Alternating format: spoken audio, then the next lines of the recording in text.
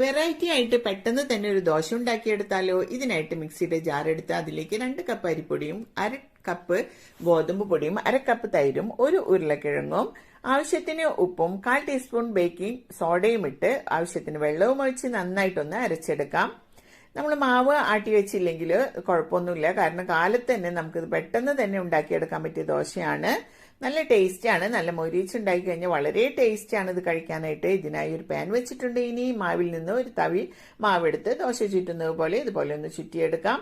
ഒന്ന് വെന്ത് വരുമ്പോൾ ഇതിലേക്ക് ആവശ്യത്തിന് നെയ്യ് ഒഴിച്ചു കൊടുക്കാം. നിങ്ങൾക്ക് ബട്ടർ വേണമെങ്കിൽ ബട്ടർ ചേർക്കാവുന്നതാണ്. ഞാനിവിടെ നെയ്യാണ് എടുത്തിട്ടുള്ളത്. ഇനി ഇതൊന്ന് മറിച്ചിട്ട് കൊടുക്കാം. എന്നിട്ട് നന്നായിട്ടൊന്ന് മൊരിച്ചെടുക്കാം. അപ്പൊ നമ്മളുടെ ദോശ ഇവിടെ റെഡി ആയിട്ടുണ്ട്. അപ്പൊ ഇതുപോലെയൊക്കെ പലതരം വെറൈറ്റി ബ്രേക്ക്ഫാസ്റ്റ് ഒക്കെ എല്ലാവരും ഉണ്ടാക്കി നോക്കുക. എന്നിട്ട് ഫീഡ്ബാക്ക് ഒക്കെ അറിയിക്കുക. അപ്പൊ അടിപൊളി ടേസ്റ്റ് ആണ് ചട്നി കൂട്ടി കഴിക്കാനായിട്ട്. അപ്പോൾ മസ്റ്റ് ട്രൈ.